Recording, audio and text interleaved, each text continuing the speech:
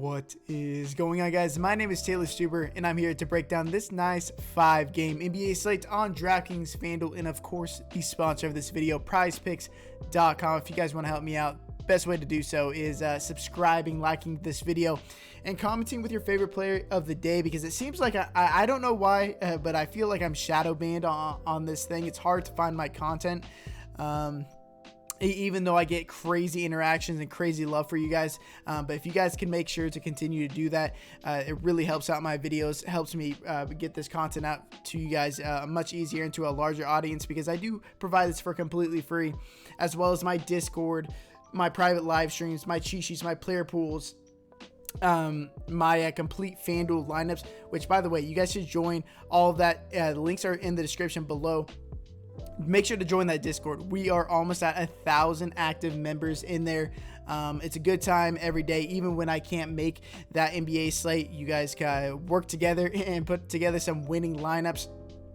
And as well, if you guys do subscribe, like this video, and comment, if you guys end up doing that, I'll even throw out a giveaway that I do every single Sunday for $25 via Venmo, PayPal, Cash App, whatever it may be, just to give back to you guys for showing so much love to myself. And of course, guys, I do stream an hour before lock, and it is absolutely vital to be there because news breaks so often in the NBA, and so I'll break that down for you guys an hour before the slate, and even answer pretty much every single question in there over on twitch.tv/Taylor Stuber. It'll be up here in the ticker, or look below in the description. You can follow me over there. But this slate does start at 6:30 p.m. Central Time, so an hour or 30 minutes after the normal time. But if you guys have joined all of that, I really appreciate it. Helps me continue to do this shit for completely free. But let's just jump right into this slate. So we will start with the Utah Jazz at the Brooklyn Nets. Pretty new game and team with the Brooklyn Nets, with Kevin Durant missing this game, as well as Spencer Dinwiddie, who is already ruled out for the rest of this year. But 228.5 over under. The Jazz are currently 4-point favorites. Jazz are good this year. You know, the Nets are facing them without Durant and Dinwiddie, like I mentioned before. So going to be a bit different of a game here. But we'll start with the Utah side. Now, there's really not many players I'm interested in from a fantasy standpoint in this game outside of Donovan Mitchell. You know, his career field goal percentage is 43.7%, but this year it's been down to 37.1%, but he's retained a 30.5% usage rating. So I think eventually his shot's going to start falling. We saw it fall a bit better just that last game out. Now he gets a pace-up game against this Brooklyn Nets team, who are pretty poor on defense without Durant and Dinwiddie on the court. So I do like Donovan Mitchell. His price is down because of how poorly he's been shooting the ball, but eventually his shot is going to start following. I'm going to take his career numbers over his last 6 games. Eventually, he's going to get over that shooting slump, and then his price is really suppressed because of it. 7.4K is just way too cheap for him. And then even over here on FanDuel, he's only 7.8K. I think there's a ton of upside in this price if this game does stay competitive, which Vegas thinks it is. It's only a 4-point spread. I really like Donovan Mitchell. The rest of these guys just don't play all that many minutes, or they're not that active out there on the court in those minutes. So I'm just going to be strictly looking at Donovan Mitchell from this team, and then we'll move on to the Brooklyn Nets, who I'm going to have a ton of interest. Like I mentioned before, Kevin Durant, Spencer Dinwiddie, they're out this game. So, and Durant's going to be out a couple more games as well. So we're going to see a lot of usage, assist percentage from Kyrie Irving. But it was odd enough when I was looking through this team, Kyrie Irving has only played 15 minutes of his 201 total minutes this year without Kevin Durant on the court. So while his usages were massive in that time, and I expect them to continue, it's a very small sample size. 15 of 201 minutes without Kevin Durant on the court is crazy. They played them together pretty much the entirety of all their games. So without Durant, it's going to be something new that we haven't seen from this team just yet. But Kyrie Irving, Nikola Jokic are probably my 2 favorite studs on the slate. Kyrie's going to be very chalky, though. I will admit that. I wouldn't be scared of this Utah Jazz team whatsoever. He's had success against them in years past in similar scenarios. And then Karis LeVert, he's 6,600. His rates have been absolutely through the roof. Usage, assist percentage. but I would take that a bit with a grain of salt, just because pretty much all of his minutes have been without Kyrie and Kevin Durant on the court. Now with Durant off the court and Kyrie playing, he pretty much has no choice but to play with Kyrie Irving. But I wouldn't be the least bit surprised if we saw Taurean Prince and TLC start. TLC has already been starting for Spencer Dinwiddie, and then with Durant out now, I could see that Taurean Prince come in for his place, and then Caris LeVert continue to come off the bench. And if that's the case, I would like Caris LeVert even more, because I think he would still only play around 28 to 30 minutes, but he would retain that usage and assist percentage coming off the bench and not playing next to Kyrie Irving all that much. But then Taurean Prince and TLC, 3,700 and 3,300. If they're both in the starting lineup, I'm assuming that they're probably going to play a minimum of 30 minutes, and they're going to be two of the best value plays on the slate. Going to be super chalky, but for good reason. They're pretty scoring dependent, and they're not very good fantasy per minute players. But with so many guys off the court that retain usage and assist percentage, they could shoot a bit more in this game, because Kyrie can't do everything, And so at these prices, I think they're fine plays in cash games. If you want to fame in GPPs, have at it. It's only a 5-game slate, and we're pretty barren with value outside of them, so it's going to be hard to look elsewhere. But obviously, throughout the day, I'm sure there's going to be news breaking, and we're going to be able to pivot to a couple other guys to get some ownership leverage.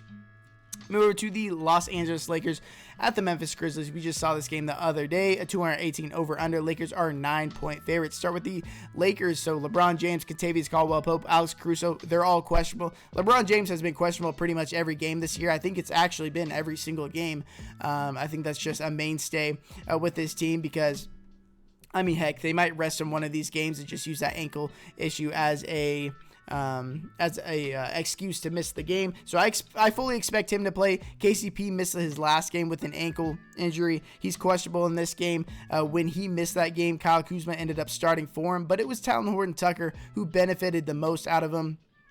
Kuzma, they price him up. He's at 5,500. Talen Horton-Tucker, if KCP misses again, I guess THT is a decent play at 3,400. We look and see that he played 24 minutes this last game that KCP played. So if you want to pivot off of Taurean Prince or TLC, who are going to be very popular, I guess THT would be a fine play in the absence of KCP. And then Alex Caruso could return from COVID protocol. I couldn't really find anything on this just yet. I'm sure we'll get some news throughout the day. If he misses, that's also a benefit to Talen Horton-Tucker. And then it looks like LeBron James and Anthony Davis, it looks like any minutes restriction that they were on before to begin the first couple of games of the season have been lifted, because we've seen both of them play around 36 minutes a game. We've seen some of the games like Anthony Davis just played 32 minutes last time out. But if they're going to play 35, 36 minutes, we were paying like $11,000, like mid to high 10Ks for Anthony Davis and LeBron James. So if we're getting a discount on them in a pace-up matchup and against a poor Memphis Grizzlies defense, I'm going to be all over them, especially in tournaments where they're going to go severely under-owned. I think people still have it in their mind that they're somewhat limited, and Anthony Davis really hasn't been that involved in the offense all that much this year. It could be due to Dennis Schroeder and Montrezl Harrell, of course, being on the team, as opposed to Rajon Rondo, Dwight Howard, and JaVale McGee last year. So that could be one of the reasons why Anthony Davis' usage has dipped a bit, but I would almost bet that he's not going to average 42 fantasy points a game on the year, more in that 50-point range. So 9.5K, I like Anthony Davis quite a bit. LeBron James, the same thing. He's been playing about 36 minutes a game. Over to the Memphis Grizzlies. John Morant, Jaren Jackson Jr., John Concar is out, and that John Concar, I'm probably mispronouncing his name. Him being out is actually a pretty big deal. He has been the direct backup to Dillon Brooks, and now he's going to miss this game. So maybe we get a couple extra minutes out of Dillon Brooks, who I kind of like today at 6.2K. It seems like a lot for him, but I think it's warranted. A 30.3% usage rating, 9.1 total rebound percentage, 14.9 assist percentage, averaging 1.04 fantasy points per minute without John Morant on the court this year. And that goes back to last year too. He had a massive rating So I like him quite a bit. And then Kyle Anderson in the same vein, without John Morant on the court, a 29.1% usage rating, 11.2 total rebound percentage, 24.4 assist percentage, which is second on the team, just behind Tyus Jones, averaging 1.06 fantasy points per minute. And it looks like Dylan Brooks and Kyle Anderson, their minutes are the most secure. Tyus Jones has been playing pretty decent minutes in competitive games, but D'Anthony Melton is now back. He was active last game, but it didn't seem like they were ready to give him full run or any run yet. He was active but didn't play. But he is probably better than Tyus Jones as a real life point guard. So eventually, once he starts playing, he's going to really eat into Tyus Jones' minutes. You know, we already see Desmond Bane is eating into his minutes already. So I would temper my expectations with Tyus Jones. And D'Anthony Melton, if he does indeed play, he's a very, very high fantasy point per minute player at 3,600. Sneaky GPP play, but remember, he could definitely just completely not play this game. And then another thing to mention is that Valanciunas has only been playing like 26, 28 minutes a game. Gorgui Dieng has really been eating into his minutes. It's really been like a 60-40 split between the two of these guys in favor of Jonas Valanciunas. But we get Gorgui Dieng at 4K, and he's just continuing to play minutes as the backup 5, even when Valanciunas isn't in foul trouble or the games aren't blowing out. He's averaged 1.21 fantasy points per minute so far this year without Morant on the court. So I don't mind him as a punt play at $4,000. And then I really don't like Valanciunas at 7,600 if he's going to continue to split minutes this heavily with Gorgui Dieng. Move over to the Minnesota Timberwolves and the Denver Nuggets. A 227 over-under. Nuggets are 11.5 point favorites. Karl-Anthony Towns, Josh Okogie, they are both out. Actually, I wrote them as questionable in my notes. Which, by the way, if you guys want to see my game-by-game notes, they take me 3 to 4 hours to make every single slate. And not so long. This one's just only 5 games. It's in the Discord, the free content tab. Everything is completely free. I mean, this is some stuff you would pay quite a bit of money to. It really expedites your process when it comes to DFS. But before last game, the Timberwolves were ranked dead last in offensive and defensive rating. So that's crazy. They did perform a bit better last game against the Denver Nuggets, which they are playing again today. It's weird because the spread of the game ended at like 8.5, 9 points in favor of the Nuggets last time out, but now they're already at 11.5 this game. The Nuggets ended up beating them pretty bad, but it was close until like the last quarter of that game. But D'Angelo Russell is a guy I really want to talk about. 27.6% usage rating, 29.2 assist percentage, averaging just 1.04 fantasy points per minute without Karl-Anthony Towns on the court. He's been playing pretty subpar, to say the least. But his price has plummeted because of this. Now, if we didn't see these last couple of games and how poorly he's performed in this scenario with no Towns on the court, he would be priced in like the 8 to 8.5 Ks, and we would be considering him. Now, recency bias has brought its price down to 7.2K, and he's still going to go under-owned, but the upside is just absolutely massive. Over here on FanDuel, he's 7.4K. I think he's just too cheap. It's hard to really trust him right now, but it looks like his role in the offense is very, very secure. He just really hasn't put together a complete game, but the upside is through the roof, and he could really blow this price tag out of the water. And then Malik Beasley. I've been talking about this dude all year. 6.3K is a bit too expensive for me on DraftKings, but on FanDuel, he's only 5.6K. He has the second highest usage rating on this team without D'Angelo Russell on the court, and he showed how big his upside was. Scored over 40 fantasy points last time out on FanDuel, and he's still only 5.6K. Not the most confident cash game play, but absolutely ton of upside if this game stays competitive.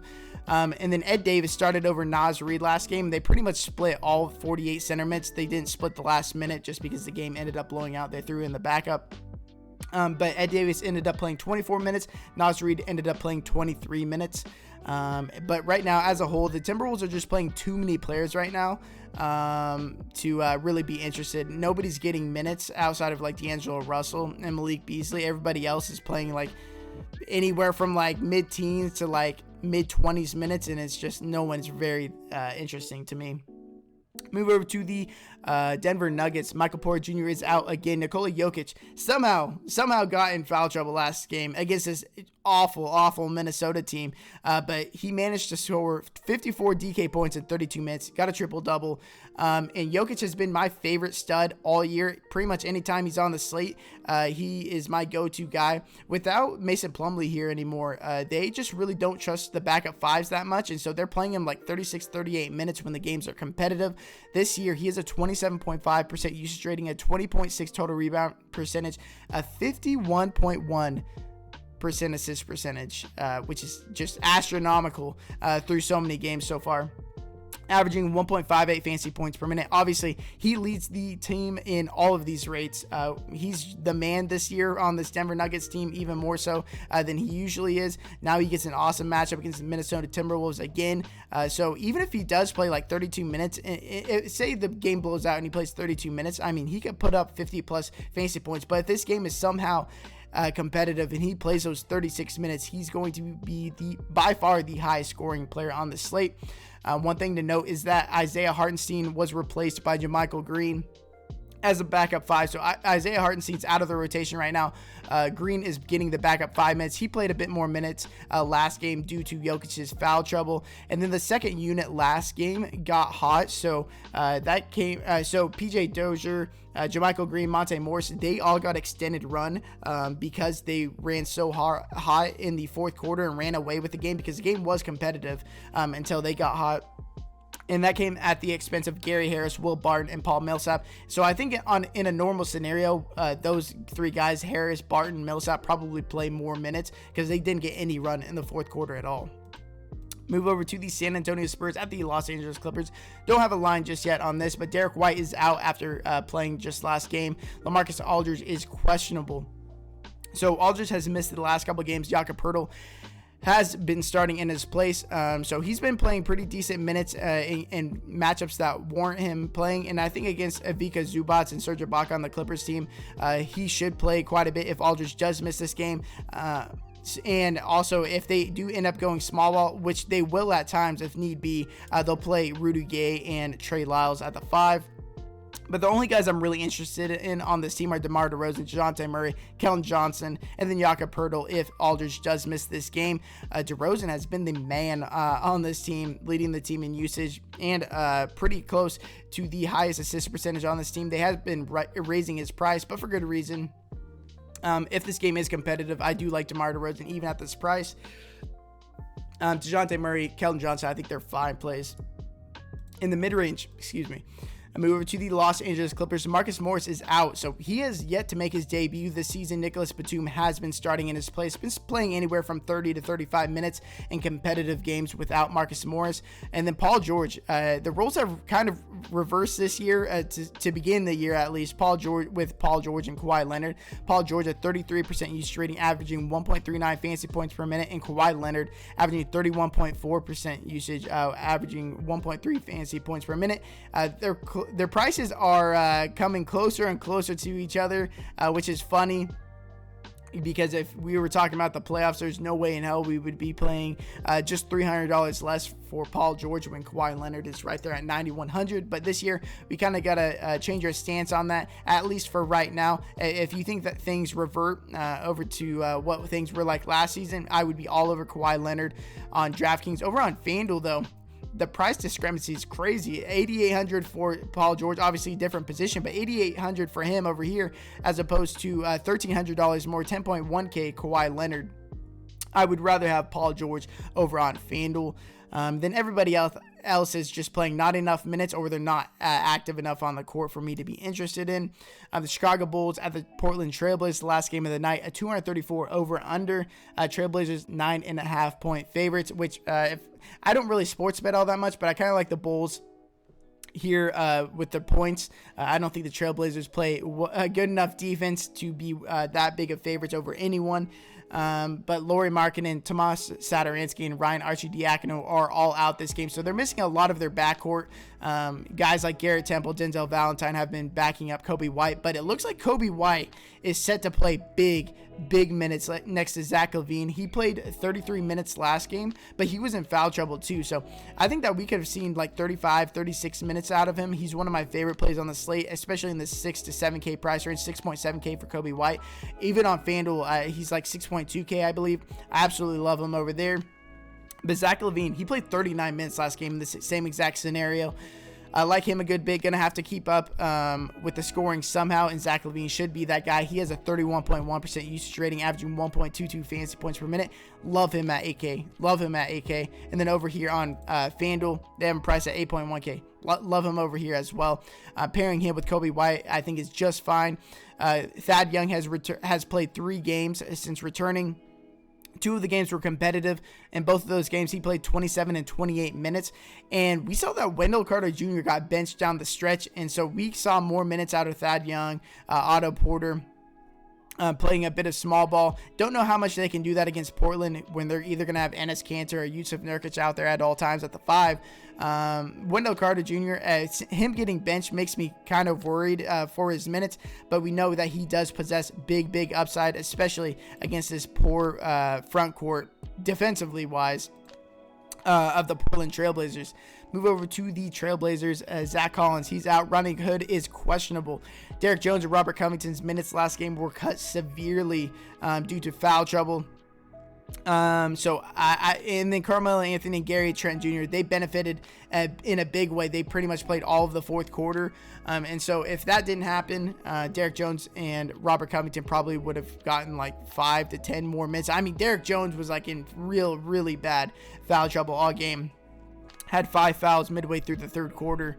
So I expect Derek Jones and Covington to get more minutes than they got last game. Carmelo Anthony and Gary Trent to get less minutes than they did last game. But Yusuf Nurkic and Enes Kanter, their minutes have been, they've been correlated immensely. And so whoever is playing better that game is just going to straight up get more minutes. And it's more so leans on Enes Kanter. If Enes Kanter comes in and plays just amazing like he did last fourth quarter, like he came in at the end of the third quarter and he was just playing so well and was kind of leading a comeback like strictly by himself. He ended up staying on the court the whole time, and Nurkic didn't even come in. So Enes Kanter has been playing better than Nurkic just straight up this season. And so I think whoever play, or if you can predict correctly, Nurkic or Kanter, whoever plays better and gets the most minutes is going to be very good in GPPs. Even Enes Kanter, they brought his price up to 5.4K, but if he plays like he did last game and plays 24 minutes, he's worth every dollar of that $5,400 price tag. If you guys were in the in-game showdowns, he won us a ton of money. And also, if you follow me on Twitter, which you should, by the way, link is in the description. You saw that I won $3,000 last night in the in-game showdowns. We're absolutely killing the in-game showdowns. I live stream as many of them as I possibly can. So make sure to follow me on Twitch. It's a good time over there. We have a ton of edge when we play that. And then one last thing to mention on this Portland Trailblazers team, Damian Lillard.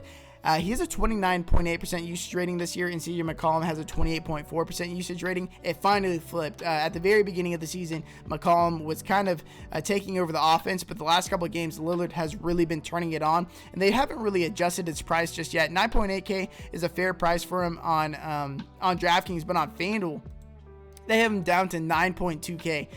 It's hard for me not to pair Lillard and White together in that last game over on FanDuel. I love both these guys. I think Lillard is going to continue to step it up this year. But I appreciate you guys watching this video. I'll see you guys in the Discord. Best of luck today, and until next time, peace.